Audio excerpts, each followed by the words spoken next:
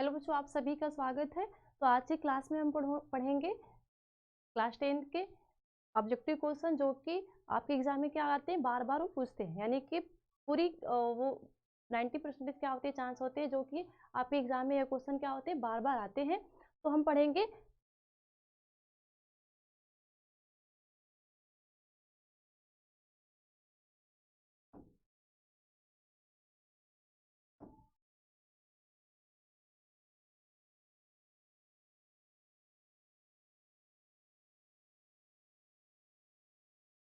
Objective question,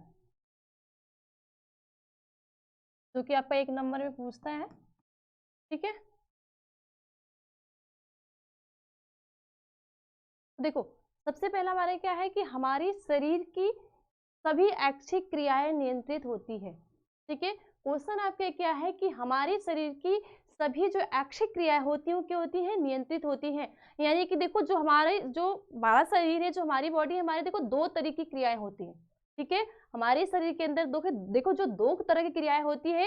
एक क्रिया क्या होती है जिसको हम बोलते हैं ऐच्छिक क्रिया। ठीक है, एक क्या होता है आपका ऐच्छिक क्रिया, और दूसरा क्या होता है, एक आपका होता है अनैच्छिक क्रिया।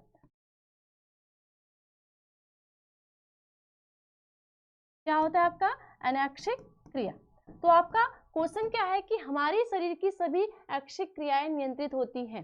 ठीक है, जो हमारी शरीर के अंदर ऐच्छिक क्रिया, देखो वो क्रियाएं होती है जो कि जिसपे हमारा क्या होता है, नियंत्रण होता है, खुद का नियंत्रण होता है। और अनैच्छिक क्रियाएं वो होती है जिसपे हमारा क्या होता है, खुद का नियंत्रण नहीं होता है। यानी कि जो वह क्रिया होती है उसको हम रोक नहीं सकते हैं। तो क्या होता है कि इसमें आपके कितने, एक क्या आपका प्रमस्तिष्क से, दूसरा आपका क्या है मेडुला से, तीसरा आपका है पॉन्स से, और चौथा आपका क्या है अनुमस्तिष्क से। ठीक है, चौथा आपका क्या है अनुमस्तिष्क से। ठीक है, तो देखो जो ऐच्छिक क्रिया होती हैं यानी कि जो नियंत्रित होती हैं। ठीक है, जो हमारे शरीर के अंदर जो ऐच्छिक क्रिया होती है उसको जो नियंत्रित करता है, ना तो प्रमस्तिष्क करता है, ना तो पॉन्स से होती है, यानी कि जो पॉन्स होता है वो करता है, और ना ही क्या करता है मेडुला, जिसको हम बोलते हैं मेडुला ऑब्लांगेटा बोलते हैं, ना तो वो करता है, जो होती है अनुमस्तिष्क। ठीक है, तो आपका आंसर क्या होगा अनुमस्तिष्क। यानी कि जो हमारे शरीर में जो ऐच्छिक क्रियाएं हो रही हैं, तो जो ऐच्छिक क्रियाओं को जो कंट्रोल करता है वो कौन करता है, जो हमारा अनुमस्तिष्क होता है वो। ठीक है, तो आपका आंसर क्या होगा अनुमस्तिष्क। अगला क्या है, अगला आपका क्या है कि आनुवंशिकता का सिद्धांत किसने प्रतिपादित किया था। ठीक है, यानी कि जो आनुवंशिकता होती है उसका जो सिद्धांत है वो कौन से, यानी कि कौन से जो वैज्ञानिक थे उन्होंने क्या किया था, उसको प्रतिपादित किया था। तो इसमें आपके कितने ऑप्शन है, 4। एक क्या आपका मेंडल है, दूसरा आपका क्या है चार्ल्स डार्विन है, तीसरा आपका है जगदीश चंद्र बोस, और चौथा आपका है इनमें से कोई नहीं। ठीक है, चौथा आपका क्या है इनमें से कोई नहीं। तो देखो जो आनुवंशिकता का सिद्धांत होता है, यानी कि जो आनुवंशिकी होती है उसको जो प्रतिपादित किया था वो कौन किए थे, मेंडल किए थे। ठीक है, तो आपका आंसर क्या होगा मेंडल।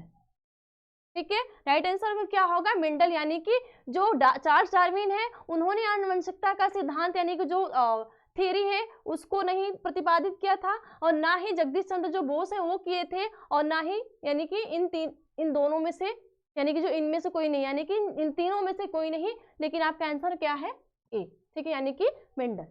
ठीक है, अगला क्या है आपका, अगला आपका है कि स्त्रियों में लिंग गुणसूत्र होते हैं। ठीक है, स्त्रियों में यानी कि किसके अंदर, फीमेल के अंदर,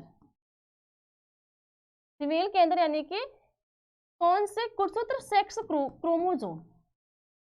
लिंग गुणसूत्र को हम क्या बोलते हैं, सेक्स क्रोमोजोम। देखो हम जानते हैं कि जो मनुष्य होता है, ठीक है, जो ह्यूमन होता है, या मेल की बात करेंगे या तो फीमेल की बात करेंगे।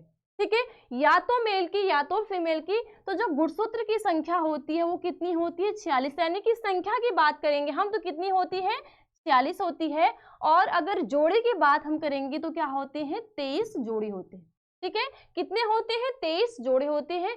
तो देखो मेल और मेल में, ठीक है, मेल में और जो क्या होता है फीमेल होता है, उनमें जो गुणसूत्र यानी कि जो गुणसूत्र होता है, तो 22 जोड़े जो गुणसूत्र होते हैं, कितने, 22 जोड़े। 22 जोड़े जो क्या होते हैं गुणसूत्र होते हैं वो क्या होते हैं समान होते हैं। यानी कि जैसा जो 22 जोड़ी गुणसूत्र क्या होते हैं मेल का भी और फीमेल का दोनों का क्या होता है समान होता है। लेकिन ठीक है लेकिन क्या होता है कि जो 23वां जोड़ा गुणसूत्र होता है वो मेल में अलग होता है और फीमेल में क्या होता है अलग होता है। देखो मेल में क्या होता है आपका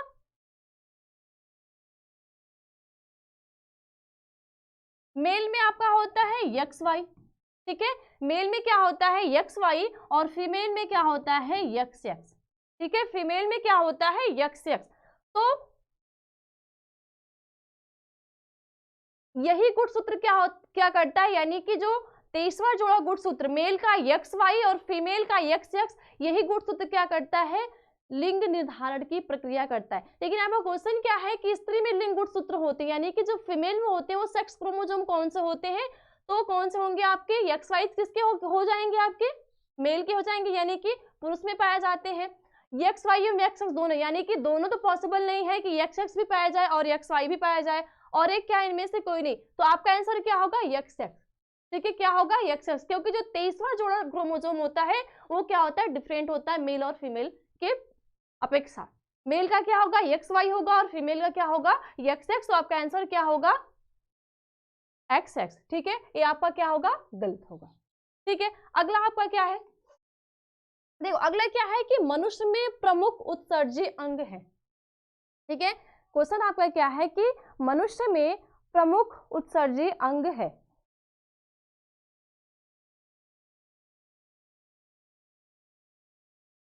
ठीक है उत्सर्जी अंग क्या क्या तो आपके ऑप्शन क्या है एक आपका क्या है रक्त है दूसरा क्या है आपका श्वेत ग्रंथि है और तीसरा आपका क्या है वृक्क है और चौथा आपका क्या है अग्नाशय है। ठीक है चौथा क्या है आपका अग्नाशय है। तो देखो रक्त तो उत्सर्जी ग्लैंड्स होगा नहीं। ठीक है जो रक्त होगा वो तो उत्सर्जी ग्रंथि होगी नहीं श्वेत ग्रंथि भी इसमें नहीं आएगी तो आपका जो अग्नाशय देखो अग्नाशय भी जो होता है वो आपकी उत्सर्जी ग्रंथि नहीं होती है। देखो जो अग्नाशय होते हैं वो क्या करते हैं एंजाइम को स्रावित करते हैं।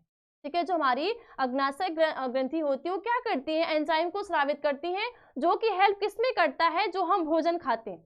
ठीक है जो हम भोजन क्या करते हैं खाते हैं तो उसको पचाने के रूप में यानी कि जो भोजन का क्या होता है डाइजेशन होता है तो जो हमारी आमाशय होता है जो हमारा लीवर होता है जो क्या होता है गाल ब्लेडर होता है और जो क्या होता है पैनक्रियाज यानी कि जो अग्नाशय होता है क्या करते हैं एंजाइम को स्रावित करती हैं। और इसमें ग्लैंड्स को पूछा जा रहा है सॉरी ऑर्गन को पूछा जा रहा है कि इसमें अंग कौन से होते हैं यानी कि जो उत्सर्जन की क्रिया होती है तो उत्सर्जन की क्रिया में हम क्या करते हैं जो मूत्र को बाहर निकालते हैं।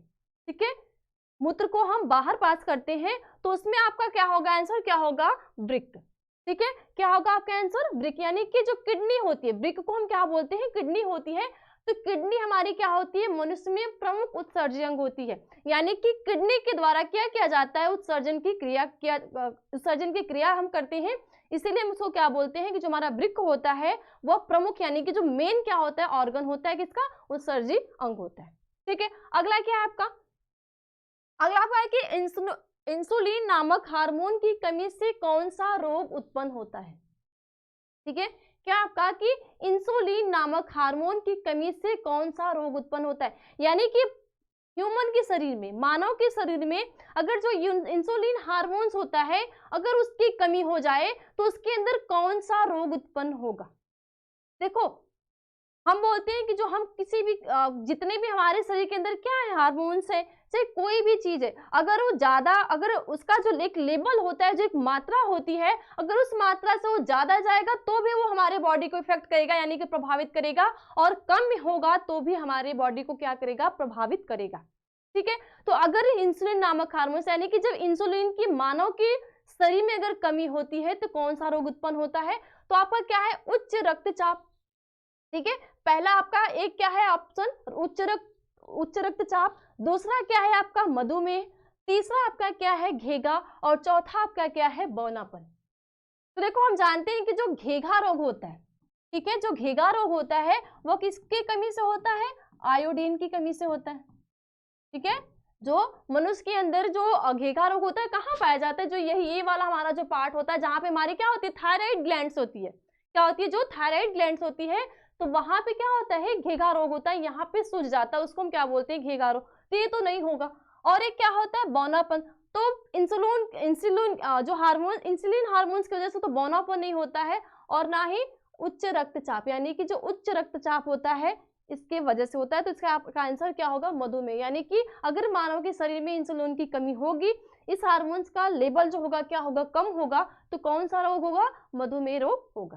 ठीक है, आया समझ। अगला आपका क्या है कि दही के जमने में निम्नलिखित कौन सी क्रिया होती है। ठीक है, यानी कि देखो जो दही हम जमाते हैं, तो दही हम कैसे जमाते हैं, दूध से हम दही को बनाते हैं। ठीक है, किससे बनाते हैं, जो दही हम बनाते हैं किससे, दूध, मिल्क से ही न बनाते हैं। तो जो दही के जमने में निम्नलिखित कौन सी क्रिया होती है, तो आपके कितने ऑप्शन है, 4 है। एक क्या है आपका अपघटन, दूसरा आपका क्या है प्रकाश संश्लेषण, और एक आपका क्या है किण्वन, और चौथा आपका क्या है उत्सर्जन। तो देखो उत्सर्जन के द्वारा तो हम क्या करते हैं, यूरिन को पास करते हैं। ठीक है, जो उत्सर्जन की क्रिया होती है उसके द्वारा हम क्या करते हैं, जो यूरिन होता है उसको हम क्या करते हैं, बाहर निकालते हैं। ठीक है, और देखो उत्सर्जन की क्रिया में होती है जो हमें पसीना निकलता है, जो हमारी श्वेत ग्रंथियां होती है, जो हमारी त्वचा होती है, हमें पसीना निकलता है ना, तो वो क्रिया क्या होती है, उत्सर्जन की क्रिया होती है। अब ये क्या है अपघटन, तो अपघटन से भी क्या होता है कि दही का जो, यानी कि जो दही को हम जमाते हैं, या दही जमने की जो क्रिया होती है वो अपघटन से भी नहीं होती है। अब एक आ गया आपका प्रकाश संश्लेषण, तो प्रकाश संश्लेषण की जो क्रिया होती है तो प्लांट्स करते हैं। ठीक है, कौन करते हैं, पौधे करते हैं, और प्रकाश संश्लेषण की क्रिया के द्वारा वो क्या करते हैं, फूड का यानी कि भोजन का फॉर्मेशन करते हैं। तो आपका आंसर क्या होगा, किण्वन। ठीक है, क्या होगा, किण्वन, यानी कि किण्वन की क्रिया के द्वारा जो दही जमने की क्रिया होती है, यानी कि जो दही जमती है, कैसे जमती है, जब किण्वन की क्रिया होगी, उसकी वजह से हम मिल्क से क्या करते हैं, दही को बनाते हैं। ठीक है, आया समझ।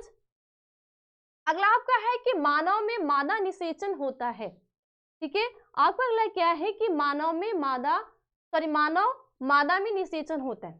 ठीक है, यानी कि देखो निषेचन की जो क्रिया होती है, जो फर्टिलाइजेशन की क्रिया होती है, या किसी भी अदर, देखो या तो ह्यूमन की हम बात करेंगे या किसी भी जंतु की बात करेंगे।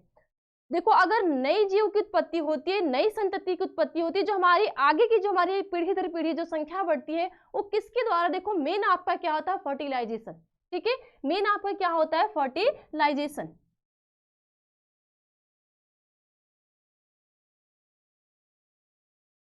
तो देखो, तो जो फर्टिलाइजेशन होता है, यानी कि जो निषेचन की क्रिया होती है, कहाँ होती है, तो एक आपका क्या है गर्भाशय में, दूसरा आपका क्या है अंडाशय में, तीसरा आपका क्या है योनि में, और चौथा आपका क्या है फैलोपियन ट्यूब। ये आपके क्या है, 4 ऑप्शन है।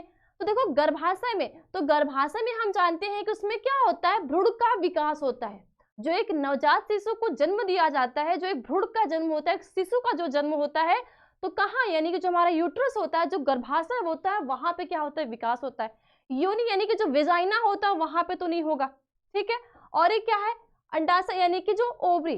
तो हम जानते हैं कि जो हमारा अंडाशय होता है उसमें क्या होता है, एक का फॉर्मेशन करता है। अंडाशय जो होता है क्या होता है, उसमें एक का फॉर्मेशन होता है, जो कि वही एक क्या करता है, जब उसका ओव्यूलेशन का टाइम होता है तो कहाँ जाता है, फैलोपियन नलिका, यानी कि जो हमारा एम्पुला वाला पार्ट होता है। तो जो मानव मादा में जो निषेचन यानी कि जो फर्टिलाइजेशन की क्रिया होती है वो कहाँ होगी, आपकी फैलोपियन नलिका में। ठीक है, कहाँ होगी, फैलोपियन ट्यूब में, ना कि अंडाशय में होगा, और ना कि गर्भाशय में, और ना कि वेजाना यानी कि योनि में। तो आपका आंसर क्या होगा, फैलोपियन नलिका। ठीक है, अगला आपका है जल में घुलनशील होता है।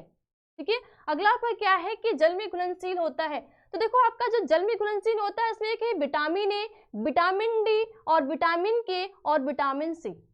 ठीक है, कितने आपके ऑप्शन है, 4 है। तो हम जानते हैं कि जो जल में घुलनशील विटामिन होती है, एक होती है हमारी क्या होती है, बी होती है। ठीक है, जो जल में घुलनशील विटामिन क्या होती है, जल में घुलनशील जो विटामिन होती है, 2 होती है। एक आपका क्या होता है, बी होता है, और आपका क्या होता है, सी होता है। तो इसमें तो आपका बी का ऑप्शन दिया नहीं, ऑप्शन आपका क्या है, सी। तो आपका राइट आंसर क्या होगा, सी, यानी कि जो जल में घुलनशील होता है, यानी कि जो जल में घुलनशील विटामिन होती है वो क्या होती है, विटामिन सी होती है। ठीक है, क्या होती है, विटामिन सी होती है।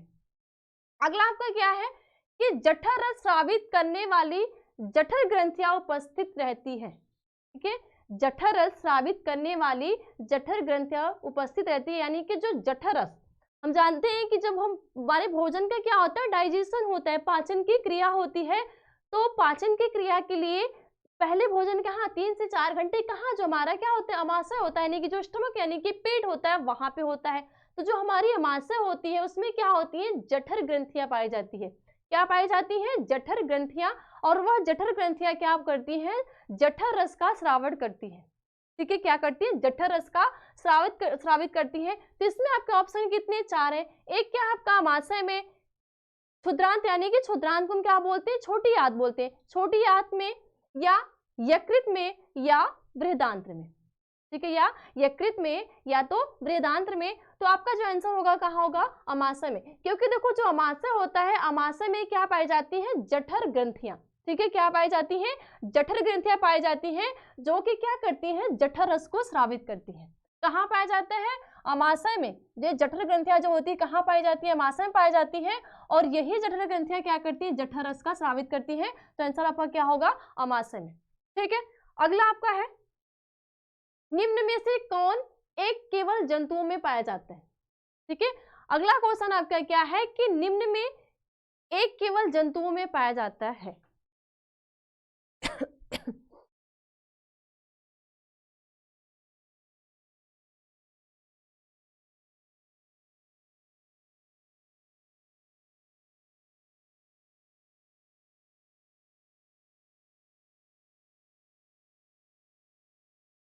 ठीक है, तो आपके ऑप्शन कितने, क्या है आपका, श्वसन यानी कि रेस्पिरेशन। दूसरा आपका क्या है, तंत्रिका तंत्र, जिसको हम बोलते हैं नर्वस सिस्टम। ठीक है, तंत्रिका तंत्र को हम क्या बोलते हैं, नर्वस सिस्टम। और एक आपका क्या है, हार्मोन्स। ठीक है, और एक क्या आपका, वृद्धि यानी कि ग्रोथ। तो देखो निम्न में से केवल जंतु में पाया जाते हैं, वल्ली किसमें पाया जाएगा, जो एनिमल्स में पाया जाता है वो क्या होता है, तंत्रिका तंत्र यानी कि जो नर्वस सिस्टम। क्या बोलते हैं, नर्वस सिस्टम। तो यह केवल किसमें पाया जाता है, एनिमल में। ठीक है, किसमें पाया जाता है, एनिमल में पाया जाता है। अगला क्या है आपका, देखो अगला क्या है कि क्लोरोफिल अवशोषित करता है। ठीक है, क्लोरोफिल क्या आपका, कि क्लोरोफिल अवशोषित करता है। तो इसमें आपके 4 ऑप्शन दिए हैं। एक क्या है आपका, जल। ठीक है, दूसरा क्या आपका, खनिज पोषक। तीसरा आपका क्या है, प्रकाश ऊर्जा। और चौथा आपका है ऑक्सीजन। ठीक है, चौथा आपका क्या है, ऑक्सीजन। यानी कि देखो क्लोरोफिल की बात हो रही है। क्लोरोफिल क्या होता है, पिगमेंट होता है, यानी कि एक वर्णक होता है। ठीक है, जैसे कि मानव के अंदर यानी ह्यूमन के अंदर पिगमेंट की बात की जाएगी कि मानव के अंदर कौन से पिगमेंट होते हैं। देखो हम जानते हैं जो आरबीसी होती है, आरबीसी को हम क्या बोलते हैं, पिगमेंट बोलते हैं। क्या बोलते हैं उसको हम, वर्णक, यानी कि एक वर्णक बोलते हैं। तो क्लोरोफिल जो होता है वह पौधों में, ठीक है, क्लोरोफिल जो होता है वह पौधों में क्या होता है, वर्णक होता है, यानी कि क्या उसको हम बोलते हैं, पिगमेंट बोलते हैं।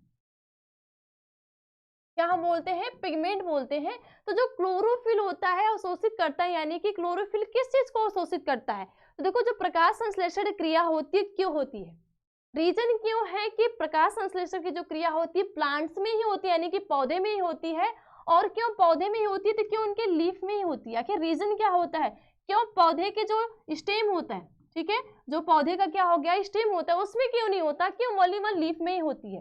तो रीजन क्या होता है, क्योंकि जो लीफ होती है, ठीक है, जो लीफ होती है तो इनके अंदर क्या पाया जाता है, मेसोफिल सेल। ठीक है, क्या पाया जाता है, मेसोफिल सेल होती है, यानी कि मेसोफिल कोशिकाएं होती हैं। और मेसोफिल कोशिकाओं के अंदर क्या होता है, हमारा क्लोरोफिल होता है।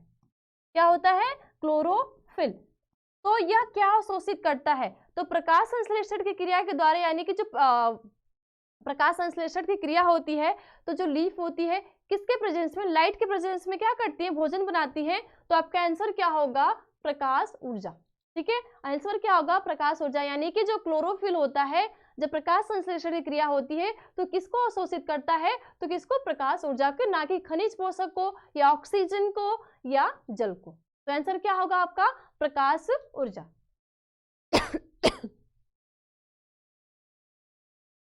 अगला क्या है कि निम्नलिखित में से कौन विषमपोषी नहीं है। ठीक है, निम्नलिखित में से कौन विषमपोषी नहीं है? तो आपके इसमें ऑप्शन कितने हैं? फफूंदी, ठीक है, क्या है? फफूंदी। दूसरा आपका क्या है? फीताकृमि। तीसरा आपका क्या है? इष्ट। और चौथा आपका क्या है? मनी प्लांट, ठीक है, चौथा आपका क्या है? Money plant. देखो विषमपोषी किसे बोलते हैं? जो स्वपोषी के होते हैं। कौन होते हैं? जो क्या करते हैं? अपने भोजन का स्वयं निर्माण करते हैं। और विषमपोषी वे होते हैं जो कि अपने भोजन का स्वयं निर्माण नहीं करते, यानी कि दूसरे के द्वारा बनाए गए भोजन पे क्या करते हैं? वो डिपेंड रहते हैं। तो देखो जो फफूंदी होता है वो क्या होता है? विषमपोषी होता है, ठीक है।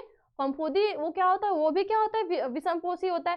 फीताकृमि, ठीक है, जो फीताकृमि होता है, फीताकृमि किस संघ का प्राणी होता है? प्लेटेहेलमिन्थिस का, ठीक है, किसका? प्लेटेहेलमिन्थिस का। तो फीताकृमि भी क्या होता है? विषमपोषी होता है। और जो इष्ट होता है वह भी क्या होता है? विषमपोषी होता है। और जो मनी प्लांट होता है वो क्या होता है? विषमपोषी नहीं होता है, क्योंकि वो प्लांट है, ठीक है। मनी प्लांट कैसा होता है? ग्रीन होता है, ठीक है। मनी प्लांट कैसा होता है? ग्रीन होता है। तो इसमें क्या होगी? प्रकाश संश्लेषण की क्रिया होगी। तो प्रकाश संश्लेषण की जब क्रिया होगी तो अपना भोजन क्या करेगा? स्वयं बनाएगा। तो आपका आंसर क्या होगा? Money plant. यानी कि इनमें से जो विषमपोषी नहीं होते हैं, फफूंदी, फीताकृमि और इष्ट, सब क्या होते हैं? विषमपोषी होते हैं। लेकिन जो इष्ट होता है वो विषमपोषी नहीं होता है, बल्कि क्या होता है? स्वपोषी होता है, ठीक है। आंसर क्या होगा आपका? Money plant. अगला आपका है कि निम्न में से कौन ऊर्जा का सिक्का या मुद्रा के रूप में जाना जाता है, ठीक है। अगला क्वेश्चन अब क्या है कि निम्न में से कौन ऊर्जा का सिक्का या मुद्रा, या तो सिक्का बोले या तो मुद्रा के रूप में जाना जाता है। तो आपके इसमें चार ऑप्शन दिए गए हैं। एक आपका क्या है? एडीपी है। दूसरा आपका क्या है? एटीपी है। तीसरा आपका क्या है? एएमपी है। और चौथा आपका क्या है? पायरुविक अम्ल है, ठीक है। यहाँ पे क्या होगा? वो होगा। एक क्या है आपका? पायरुविक अम्ल है। तो जो आपका देखो ऊर्जा का घर हम जिसको बोलते हैं कि कोशिका का पावर हाउस, यानी कि कोशिका का ऊर्जा घर हम किसको बोलते हैं? माइटोकॉन्ड्रिया को बोलते हैं। तो माइटोकॉन्ड्रिया को हम कोशिका का पावर हाउस क्यों बोलते हैं? क्योंकि माइटोकॉन्ड्रिया में सबसे ज्यादा ढेर सारी मात्रा में क्या होती है? ऊर्जा उत्पन्न होती है। तो आंसर आपका क्या होगा? एटीपी, ठीक है। क्या होगा आपका? एटीपी।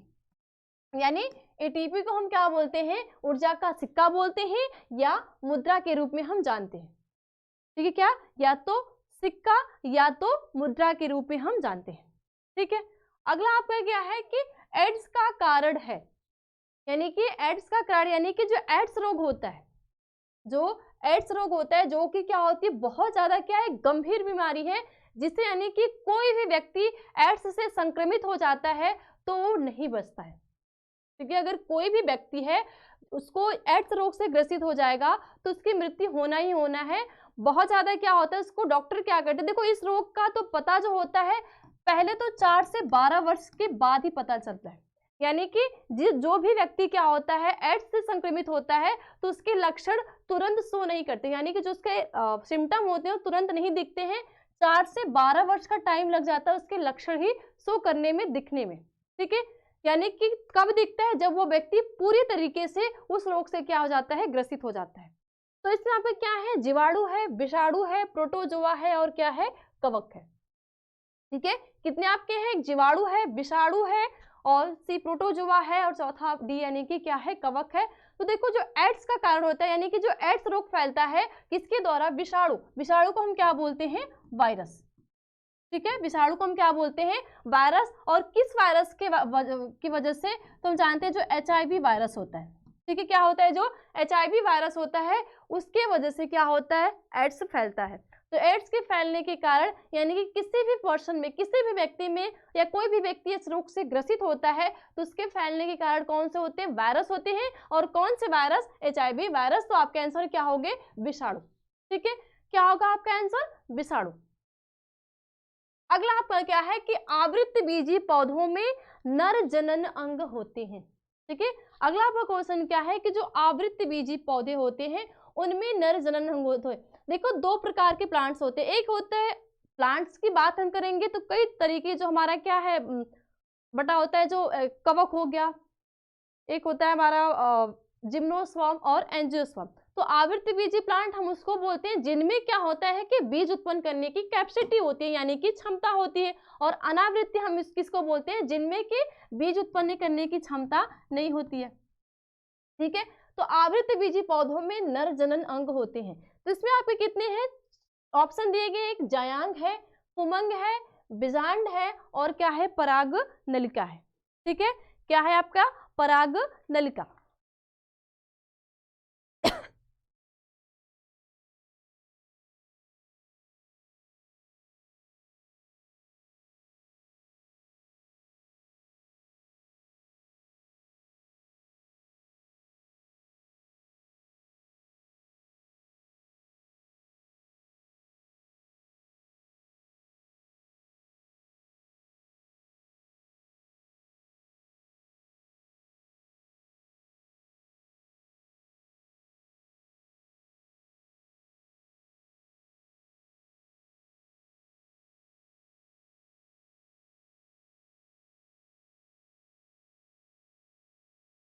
ठीक है, कितने आपके ऑप्शन है, एक है आपका जायांग, पुमंग, बीजांड और क्या है पराग नलिका।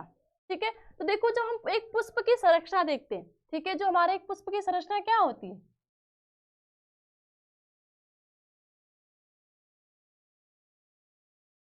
यहाँ पे हमारा क्या होता है, क्या होता है हमारा पुंकेसर।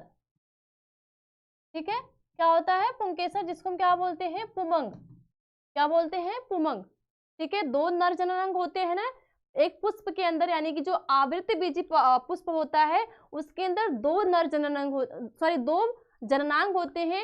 एक होता है मादा जननांग, ठीक है, एक क्या होता है मादा जननांग और दूसरा आपका क्या होता है नर जननांग। ठीक है, दूसरा क्या होता है आपका नर जननांग। तो मादा जननांग जो होता है क्या होता है ओवरी होता है, क्या होता है ओवरी, जिसको हम क्या बोलते हैं अंडाशय बोलते हैं। और नर जननांग जो होता है क्या होता है पुमंग होता है। ठीक है, पुमंग सॉरी क्या होता है आपका स्त्री केसर। ठीक है, क्या होता है आपका स्त्री केसर। तो स्त्री केसर के कितने पार्ट्स होते हैं, तीन, यानी कि वर्तिका, वर्तिकाग्र और अंडाशय होता है। और जो पुमंग होता है पुमंग के दो पार्ट्स होते हैं, एक पुंकेसर और एक तंतु। ठीक है, एक पुंकेसर और एक क्या होता है फिलामेंट यानी कि तंतु। तो जो आवृतबीजी पौधों में जो नर जननांग होते हैं वो क्या होते हैं आपके पुमंग होते हैं। ठीक है, क्या होते हैं आपका पुमंग होते हैं। जो जयांग होता है वह क्या होता है स्त्री में मादा जननांग होते हैं। ठीक है, स्त्री में क्या होते हैं मादा जननांग होते हैं। और बीजांड जो होता है वो कहाँ पाया जाता है ओवरी के अंदर। ठीक है, जो बीजांड होता है वो कहाँ पाया जाता है ओवरी के अंदर। और जो पराग नलिका होती है वो क्या करती है कि जब पराग कण का यानी कि जो पुमंग यानी कि पुमंग में जो पुंकेसर होता है, जो पराग कोष होता है, जब उसमें पराग कण परिपक्व हो जाते हैं तो जब पराग कणों का क्या होता है अंकुरण होता है, तो वही पराग कण क्या करते हैं फर्टिलाइजेशन के लिए, निषेचन के लिए क्या करते हैं पराग नलिका बनाते हैं। क्या करते हैं पराग नलिका बनाते हैं। तो आंसर आपका क्या होगा पुमंग। ठीक है, क्या होगा पुमंग। अगला क्या है आपका, देखो अगला है क्या है कि परागकण किसके अंदर बनते हैं। ठीक है, क्या है कि परागकण किसके अंदर बनते हैं, यानी कि जो पोलन ग्रेन होता है। ठीक है, परागकण को हम क्या बोलते हैं पोलन ग्रेन, क्या बोलते हैं पोलन ग्रेन। तो जो परागकण होता है किसके अंदर बनते हैं, तो इसमें आपके कितने ऑप्शन है चार। एक क्या है परागकोश, एक क्या आपका अंडाशय, एक क्या आपका बाह्य दलपुंज और चौथा आपका क्या है दलपुंज। तो देखो जो दलपुंज और बाह्य दलपुंज ये तो क्या है इनके अंदर तो बनते नहीं है। दो आपका एक क्या होता है परागकोश हो गया और आपका एक क्या हो गया अंडाशय हो गया। तो जो अंडाशय के अंदर क्या होता है बीजांड पाया जाता है। तो इसके अंदर तो बीजांड के अंदर क्या होते हैं दो केंद्रक होते हैं, एक क्या होता है एग होता है, ठीक है, एक अंडकोश का होती है और एक क्या होता है ध्रुवी केंद्रक होता है। देखो जो क्या होता है बीजांड होता है, बीजांड के अंदर क्या होते हैं दो, एक क्या होती है अंडकोश का होती है और एक क्या होता है ध्रुवी केंद्रक होता है, जो कि फर्टिलाइजेशन होता है जिसको हम दोहरा निषेचन बोलते हैं। यानी कि जो आवृतबीजी पौधे होते हैं उनमें जो फर्टिलाइजेशन होता है वो कैसा होता है दोहरा निषेचन। ठीक है, कैसा होता है द्विव निषेचन होता है। तो आपका जो आंसर होगा क्या होगा परागकोश, यानी कि जो परागकण होते हैं जो पोलन ग्रेन होते हैं वो कहाँ बनते हैं परागकोश में इसका निर्माण होता है। ठीक है, किसमें होता है परागकोश में। अगला वो क्या है कि अलैंगिक जनन मुकुलन द्वारा होता है।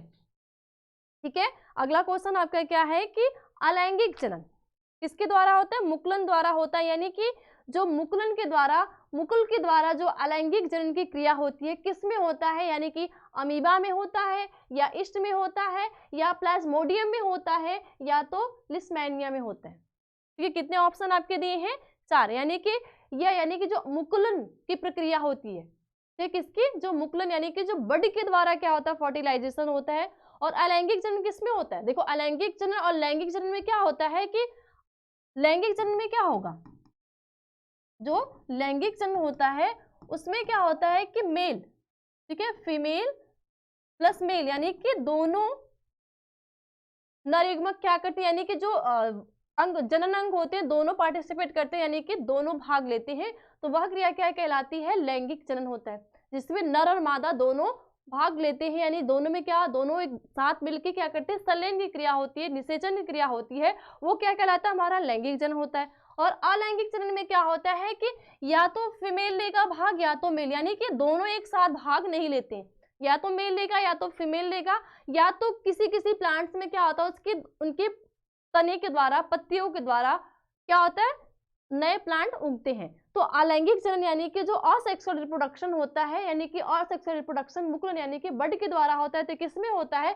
तो ईस्ट में होता है। यानी कि असेक्सुअल रिप्रोडक्शन ईस्ट में कैसे होता है? मुकुलन के द्वारा।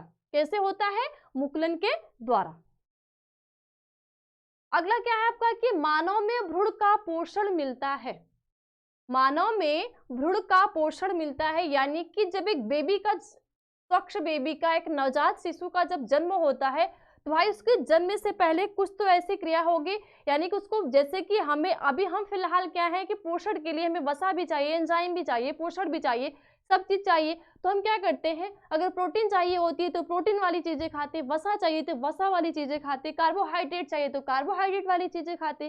तो इसी तरह जो माँ के गर्भ में जो बच्चा पल रहा है उसको भी तो पोषण चाहिए, उसकी भी तो वृद्धि होती है। जब वृद्धि होती है, जब पूरा टाइम हो जाता है, तो क्या होता है कि नवजात शिशु का जन्म होता है। जिसमें आपके कितने ऑप्शन है? अंडाशय से, प्लेसेंटा से, वृक्क से और फैलोपियन ट्यूब से। ठीक है, कितने आपके ऑप्शन दिए गए हैं कि अंडाशय से हो, यानी कि जो भ्रूण को, एक जो भ्रूण होता है उसको कहाँ से पोषण मिलता है, यानी कि अंडाशय से मिलता है, या प्लेसेंटा से मिलता है, या वृक्क से मिलता है, या तो फैलोपियन ट्यूब से मिलता है। तो हम जानते हैं कि जो अंडाशय होता है एक का फॉर्मेशन करता है। ठीक है, जो क्या होता है अंडाशय होता है वो किसका फॉर्मेशन करता है? एक का फॉर्मेशन करता है। जो वृक्क होता है वो हमारा क्या होता है? उत्सर्जन होता है, जो हम उत्सर्जन की क्रिया करते हैं। फैलोपियन ट्यूब से क्या होता है, यानी कि फैलोपियन ट्यूब में क्या होता है, जब स्पर्म आता है, ठीक है, जब सेक्सुअल इंटरकोर्स होता है, तो सेक्सुअल इंटरकोर्स के द्वारा जब स्पर्म कहाँ पहुंचेगा? फैलोपियन ट्यूब में क्या जाता है? स्पर्म जाता है। और जो अंडाशय, जो हमारा ओवरी होता है, यानी कि जो ओव्यूलेशन का टाइम होता है, तो जब एक क्या करता है, जो एम्पुला होता है जो हमारा, उसमें क्या होता है? सीलिया लाइक स्ट्रक्चर पाए जाते हैं। हाथ पांव तो एक के पास कोई हाथ पांव तो होते नहीं है। देखो, जो स्पर्म होता है, स्पर्म के पास क्या होती है? टेल होती है। क्या पाई जाती है? पूंछ पाई जाती है, जिसके द्वारा वो क्या करता है? गति करता है। ठीक है, क्या करता है? गति के द्वारा कहाँ पहुंचता है? फैलो, यानी कि सेक्सुअल इंटरकोर्स हुआ, सेक्सुअल इंटरकोर्स के द्वारा कहाँ पहुंचेगा? फैलोपियन ट्यूब में। लेकिन जो एग होता है उसके पास तो कोई, या ना तो सीलिया लाइक स्ट्रक्चर होते हैं, ना तो फ्लैजला होते, कुछ नहीं होते, ना तो टेल होते हैं। तो जो एम्पुला वाला पार्ट होता है, यानी कि जो फैलोपियन नलिका होती है, उसमें सीलिया लाइक स्ट्रक्चर पाई जाती है। तो सीलिया लाइक स्ट्रक्चर के द्वारा क्या करता है? धीरे धीरे धीरे धीरे क्या करता है, जो हमारा क्या होता है फैलोपियन ट्यूब होता है वहां पे पहुंचा, तो वहां पे क्या होती है? फर्टिलाइजेशन क्रिया होती है। और फर्टिलाइजेशन की जब क्रिया होगी तो क्या होगा? एक भ्रूण बना। ठीक है, क्या बना? निषेचन क्रिया होगी, जाइगोट बना। तो जाइगोट से क्या होता है? जाइगोट बनने के बाद क्या, कौन से प्रोसेस होते हैं? विदलन होते हैं। तो विदलन के द्वारा क्या होते हैं? 8 जो ब्लास्टोमेयर्स की कोशिकाएं बनती हैं। तो जो 8 ब्लास्टोमेयर्स की जो कोशिकाएं बनती है, तो उनका क्या होता है? रोपड़ होता है। ठीक है, कहाँ होता है? रोपड़, यानी कि गर्भाशय में। तो गर्भाशय में क्या होता है? प्लेसेंटा पाया जाता है। ठीक है, जो गर्भाशय में क्या होता है? प्लेसेंटा पाया जाता है, जो कि भ्रूण को पोषण प्रदान करने का कार्य करता है।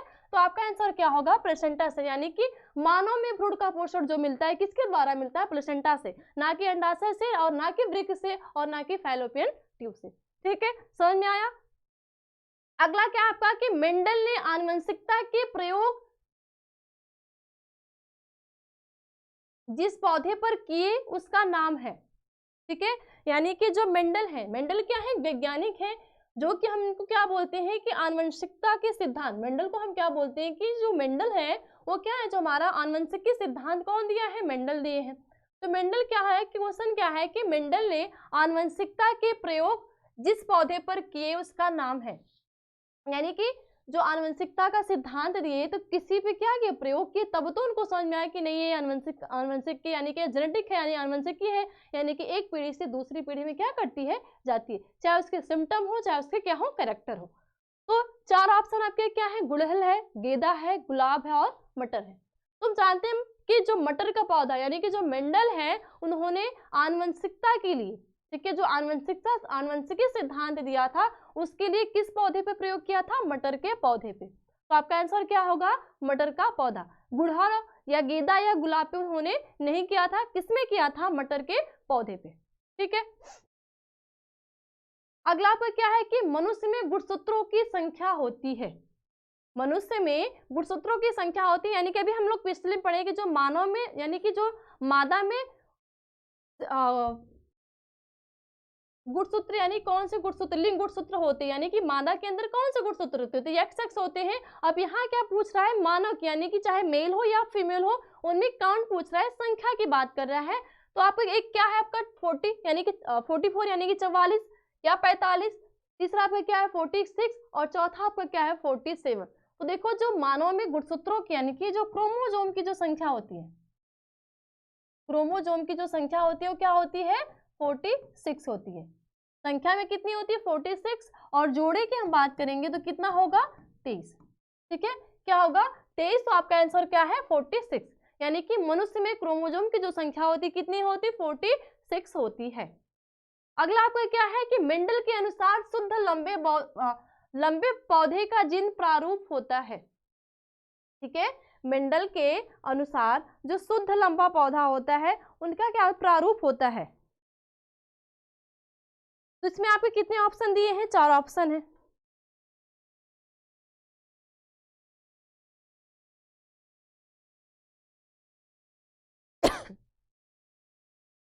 ठीक है, कितने ऑप्शन आपके हैं, 4 है। एक आपका क्या है कैपिटल टी, क्या है कैपिटल टी, एक बी आपका क्या है कैपिटल टी और स्मॉल टी, सी आपका क्या है दोनों क्या है कैपिटल सॉरी स्मॉल टी है, और डी आपका क्या है स्मॉल टी और कैपिटल टी। तो देखो जो मेंडल ने, ठीक है, जो मेंडल थे जब उन्होंने क्या किया कि शुद्ध लंबे पौधों में क्या किया, क्रॉस कराया। शुद्ध लंबे पौधे में जब उन्होंने क्या किया, क्रॉस कराया, तो उनमें जो सब शुद्ध जिनका जो शुद्ध होता है वो क्या होता है टीटी। तो आपका आंसर क्या होगा टीटी। ये क्या होगा, लंबा तो होगा, ठीक है, ए वाला जो आपका होगा इसको हम लंबा तो बोलेंगे लेकिन इसको हम शुद्ध लंबा नहीं बोलेंगे। ठीक है, इसको हम शुद्ध लंबा नहीं बोलेंगे, इसको हम बोलते हैं शुद्ध बौना। ठीक है, क्या हम बोलते हैं, शुद्ध बौना। और ए भी आपका शुद्ध लंबा शुद्ध बौना नहीं होगा। ठीक है, तो जो शुद्ध लंबा पौधा होता है क्या होता है टीटी, यानी कि मेंडल के अनुसार शुद्ध लंबे पौधे का जिन प्रारूप होता है तो क्या होता है आपका टीटी, यानी कि जब टीटी होगा तो क्या होता है, शुद्ध जीन प्रारूप होता है। ठीक है, टीटी होगा तो क्या होगा, शुद्ध जीन प्रारूप होता है। ये होता है तो शुद्ध लंबा नहीं होता है, और ये क्या होता है प्योर क्या होता है, बौना होता है। अगला क्या आपका कि निम्नलिखित में से कौन सा जीन प्रारूप शुद्ध गोल बीजों को प्रकट करता है। ठीक है, क्वेश्चन पे ध्यान देना कि क्या है, देखो दोनों क्वेश्चन क्या है एकदम मैच कर रहे हैं। उसमें क्या है कि जीन प्रारूप और इसमें गोल बीजों का प्रकट करता है। तो देखो क्या है, निम्नलिखित में से कौन सा जीन प्रारूप शुद्ध गोल बीजों को प्रकट करता है। तो इसमें आपके कितने ऑप्शन दिए हैं, 4 हैं। ए आपका क्या है स्मॉल टी, बी आपका क्या है कैपिटल टी और स्मॉल टी, सी आपका क्या है स्मॉल टी और कैपिटल टी, और डी आपका क्या है कैपिटल आर आर। ठीक है, डी आपका क्या है कैपिटल आर आर। तो आपका जो आंसर क्या होगा आर आर। ठीक है, यानी कि जो आपका डी होगा वो क्या होगा आपका राइट आंसर होगा, यानी कि जो जीन होता है, ठीक है, यानी कि जीन प्रारूप यानी जो शुद्ध गोल बीजों का जो शुद्ध गोल बीज होते हैं उनमें जो जीन प्रकट होता है वो क्या होते हैं डबल आर आर होते हैं, और जो शुद्ध लंबे पौधे होते हैं उनमें, ठीक है, जो शुद्ध लंबे पौधे होते हैं उनमें जो जीन प्रकट होता है वो क्या होता है टीटी। ठीक है, तो जितने भी आपके क्वेश्चन है आपके बोर्ड में पूछता है। ठीक है, तो आप लोग क्या करिएगा कि इसको अच्छे से तैयार कर लीजिएगा जिससे कि आपका जो आप बोर्ड एग्जाम में आप बैठे, अगर क्वेश्चन आए तो खुशी से, ठीक। कभी कभी क्या होता है कि जब बोर्ड एग्जाम में क्वेश्चन आता है तो जब नहीं आता है तो बहुत सैडपन होता है, यानी दुखीपन होता है कि यार मेरे को तो आ ही नहीं रहा है, ठीक है। अगर पढ़ के जाओगे तो कहीं से भी क्वेश्चन पूछ दे, आप हंसते खेलते करके चले आओगे और अच्छे खासे नंबर से भी पास हो जाओगे, ठीक है। तो आप सभी लोग तैयार करने, जितने भी सारे क्वेश्चन थे जो कि आपके बोर्ड एग्जाम से रिलेटेड थे, जो कि हर बार आपके बोर्ड में पूछता है, ठीक है। बस आज के लिए इतना ही, आगे की क्लास में मिलेंगे।